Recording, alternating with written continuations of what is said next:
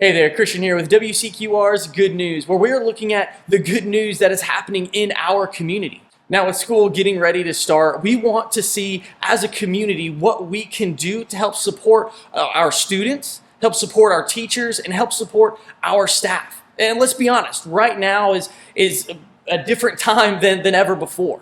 There is so much difficulty and struggles that is happening in our community, but not just in our community, but specifically for the schools. So we have Holly English here that is going to be, she's actually a local school counselor, and we're going to be talking about the mental health issues that we face and that our students are going to be facing this year.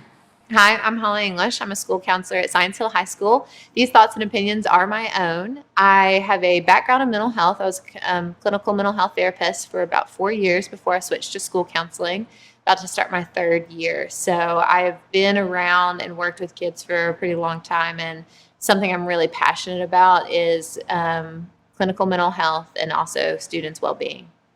So Holly, what do you see is the biggest struggles students are having right now?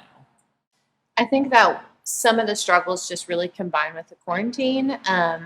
There's layers of everything. So not only do we have this isolation piece, which we need to have, and that it's mandated, but also social isolation for the students and the lack of peer engagement is pretty hard. So I do see our students struggling with the fact that they don't have a normal routine with school that brings in that very normal routine. Some students really need additional support, not just from a perspective of food, which our schools in our areas and our districts have done a great job with, but also just that consistent person to see every day, that consistent schedule, waking up, going to bed. All of that has been shifted and changed. So I really see our students struggling from that piece. And then, of course, you layer in this piece of the unknown. Okay. So would you say then, from what it sounds like you're talking about, it's a lot of just routine and consistency? I think that that's a big part of it. It's kind of the foundation that starts to get the students kind of out of their normal rhythm. And then once you get out of a normal rhythm, a lot of things will couple on top of that. So the fact that a lot of our students aren't sleeping at the normal rhythm that they used to sleep at, that could increase depression. It could increase anxiety. They might be on things that they probably shouldn't be seeing or doing, depending on what they're engaged with and what they're engaged with in our community right now. And there's so much access to social media and there's so much access to devices. But right now, that face-to-face interaction is so limited.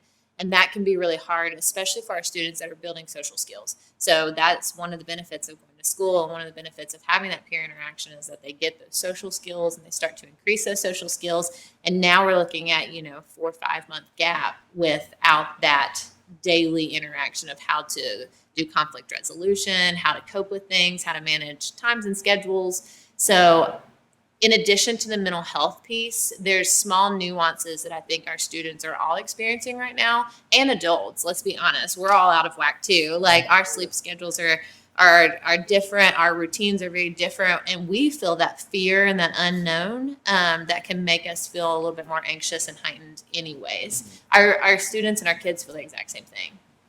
So from what it sounds, or so as a community, how can we help support these students? Because I know I've heard that there's going to be some online aspect potentially to schools or to students that choose, or to parents that choose to do that for their kids. Mm-hmm. What are some things that we can do as a community to help them during this time?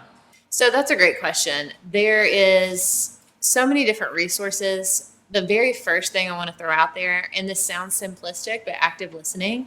If you can really sit down with your kids and with your students and just say, hey, tell me what's going on with you. Tell me your experience. Tell me what you're feeling. Tell me what you're afraid of or what you're not afraid of, what you're confused by. We may not have the answers, and a lot of times we don't have the answers, but just actively listening to your child in this moment and really hearing out what they're feeling, because a lot of times we forget that in adolescence and in childhood, you feel things more intensely than we normally do as an adult. So when things are kind of scary and unknown, you feel it really deeply, even if as an adult we're able to kind of have the cognitive ability to say, hey, in the future, this is going to be different, or you're going to make it through this, we're going to be okay, they're still feeling it very extreme. So I would say that just being an active listener to your student or your child, and just saying, hey, I'm here for you. Tell me what's going on. Let's talk about it. Even if you don't have the answers, that's a really, really great step. Another thing I would suggest is trying to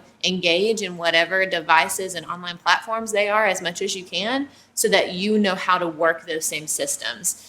With this distance learning, something that we ran into is that there's so many different platforms that came at once. And so our students are trying to figure out 5, 6, 7 different platforms. And that's really hard if they don't have that support. So if you have the ability to, if your child is doing distance learning and you have the ability to get on and see what their platforms they're using specifically for their schools and what websites, knowing that and helping them through those to navigate that, that's really important.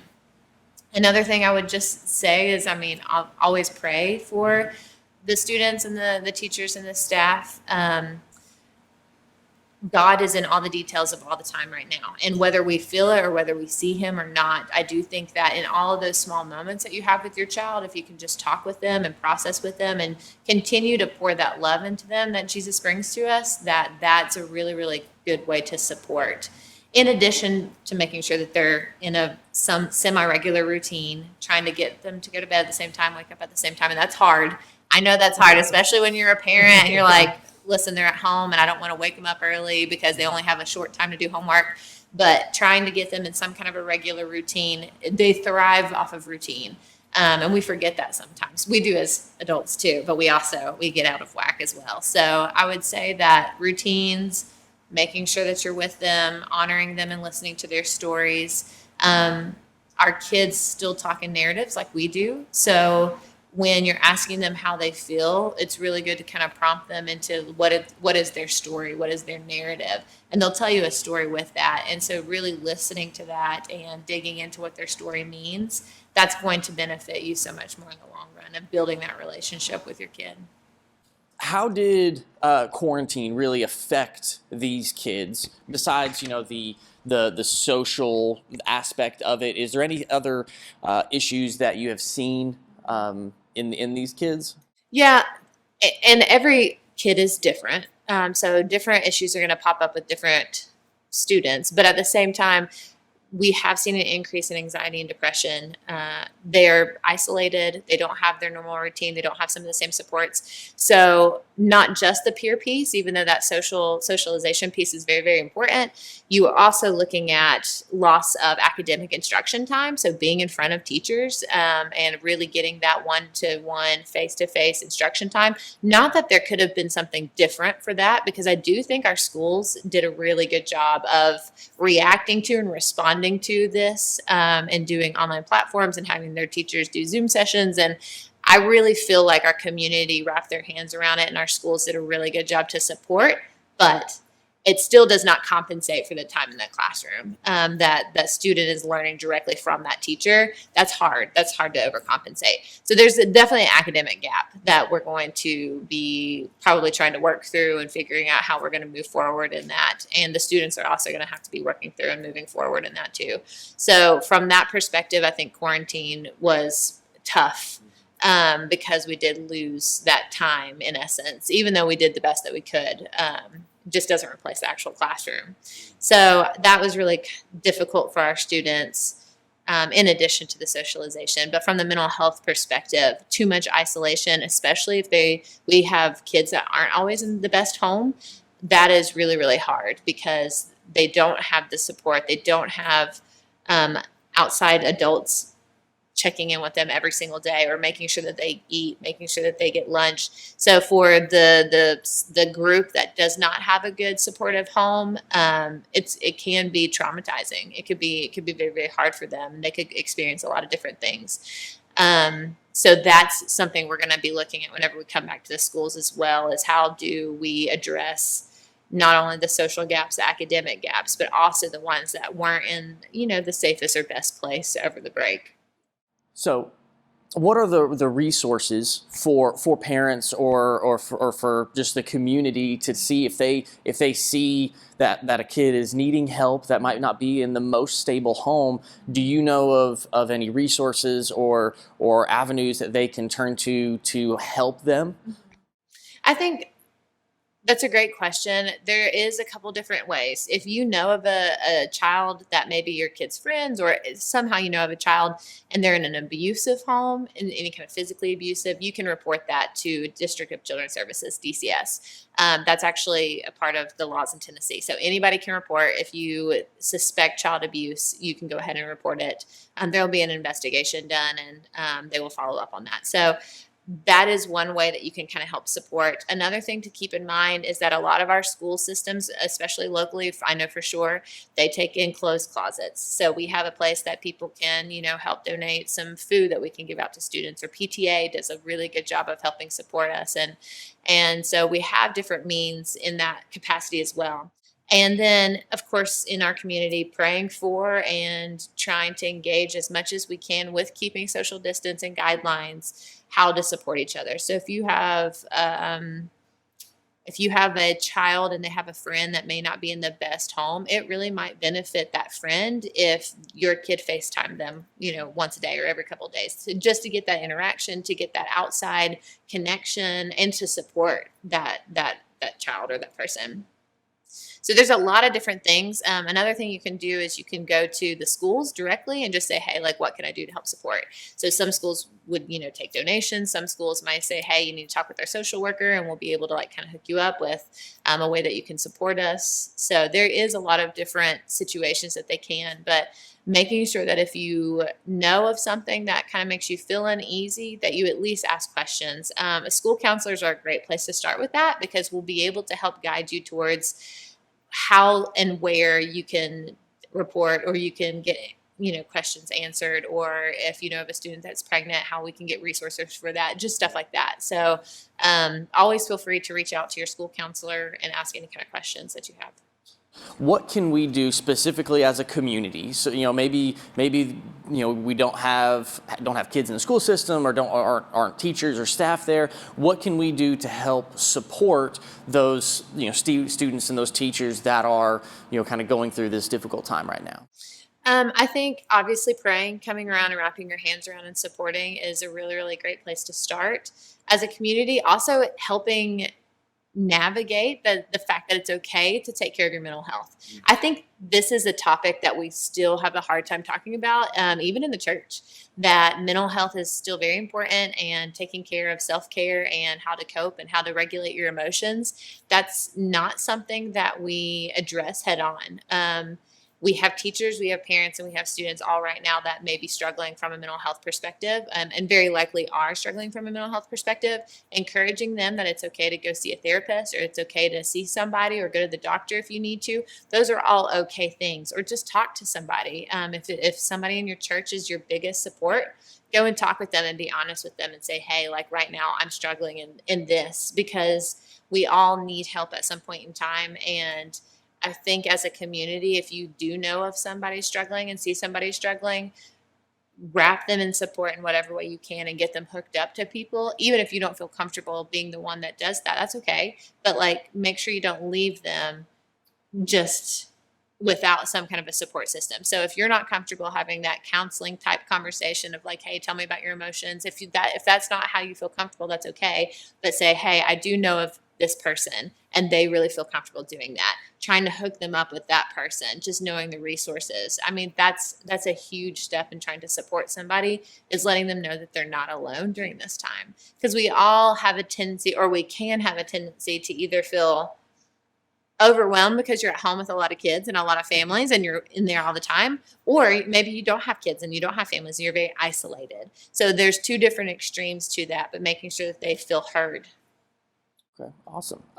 So if you said don't feel comfortable asking some questions, is there questions that, because I know I struggle with trying to come up with a specific question that doesn't sound weird or doesn't sound like I'm just awkward. What are some specific questions that are just easy questions to ask, to just check someone, see how they're doing? Yeah. Okay, great. That's a great question.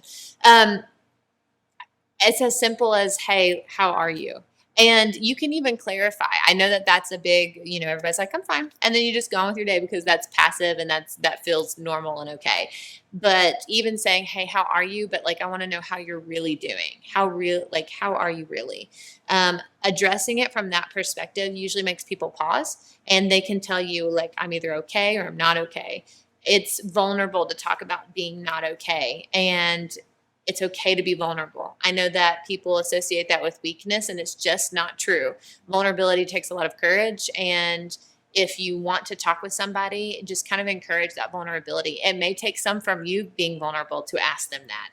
Hey, I noticed that you haven't been at church the past couple weeks, and when you did come in today, you just seemed upset about something. Can we talk about that? Are you okay? That's vulnerable for you to ask, but it's also very vulnerable for them to answer. But it shows them at the same time you're paying attention, that you see them, that you care about them enough to ask. So asking, are you doing okay? How are you sleeping? I mean, that's a really good question to start to gauge whether somebody's actually doing okay or not.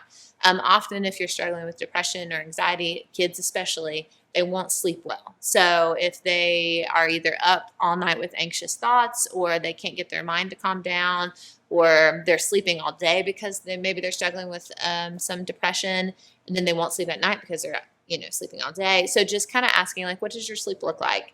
Are you making sure that you're getting exercise? Are you getting outside? Or just those basic questions are a really good way to open the door for that conversation, for them to say, I'm either doing okay or I'm not. And a big piece about checking on people is following up. It's a really big deal to go out there and put yourself out there the first time. It's a much bigger deal to follow up and say, hey, this is what we talked about last time. How is it going today? And really kind of building that relationship, building rapport with whoever that is, whether that's a kid or whether that's an adult. Approaching that the same way is really important, and following up with that and just saying, I'm still thinking about you. I'm still praying for you. How can I pray for you today? Even especially if you know that the person you're talking to is a believer, that's a really, really good way to make sure that you're helping encourage them to be open with you. So yeah, just asking about their basic needs, how they're sleeping, how they're eating, how school's going, how, what they are fearful about in the future. If you feel comfortable asking that question, like, what do you fear in the future? Or what is some of the confusion of the unknown? Because we're all in that same bucket. Some people handle that really well, and some people don't handle that as well. Sometimes the unknown is much more fearful based for them. So when we're in fear, we have a tendency to go to that fight or flight mode. So we're just kind of living in a heightened state instead of living in that calmer state. So if you can talk with somebody and you can tell that they're maybe a little bit on edge, you might say, hey, like, what's going on? Like, are you fearful of something? Talk to me about that. And just opening that door. It doesn't mean you have to have the answers. I should clarify that. Like, it does not mean you have to have the answers. Just saying it's okay to talk about it. Because I might look at you and say, that's a great question. I don't know. But that's okay, because at least then we're together in that unknowing. So to follow up with that a little bit, though, is being okay not having the answers. Because personally, it gets me a little uncomfortable if I don't have the answer. Like, if I'm going to ask you a question, I want to know, I kind of, yeah. So how can we now, or what should we do if we don't know the answers, but we still want to help someone? Yeah. How do we, it's just saying, I don't know, is that fine? Or is there something more we should maybe not know the answer, but, find it together, or how would you recommend us approaching that? Yeah, I think every single situation might be a little different. So if you are put in the circumstance that somebody is really, really struggling and may be unsafe, then saying, I don't know the answer is a great place to start, and saying, I'm not really sure the answer, but I know for sure somebody I can get you in connection with, and making sure you walk with them to that connection. So for example, if you knew a student that was really, really struggling, very, very sad, very upset, you would go with them maybe to a school counselor, or at least call and help support them to get that connection going. And so you may not know the answers to help with that person, but you're connecting them directly with somebody. But then I also think that there's circumstances that with kids talking about like the unknown of our school, like even our school year starting, we have a good idea and we have some plans in place for what the school systems want to do in the future, but it's also okay to say, hey, I don't know. We have to be adaptable. And that's also a life skill that we need to teach during this time because we're forced into it anyways. But adaptability will increase resilience in our students as we go through this. So kind of talking with them about, hey, we don't know what's going to happen. What does it mean to adapt? What does it mean to overcome these hard circumstances? Just kind of teaching that like life lesson. That's okay too, to say, I don't know, but this is what we're going to do. Or I don't know, this is how I'm going to be here for you during this time. Because it's okay to say you don't know. There's no problem with that. And then of course, there's sometimes that maybe all you need is to listen.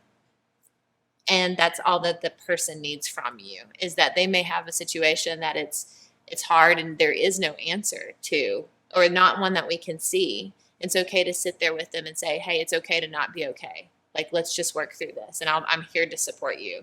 And that could be the answer that they need.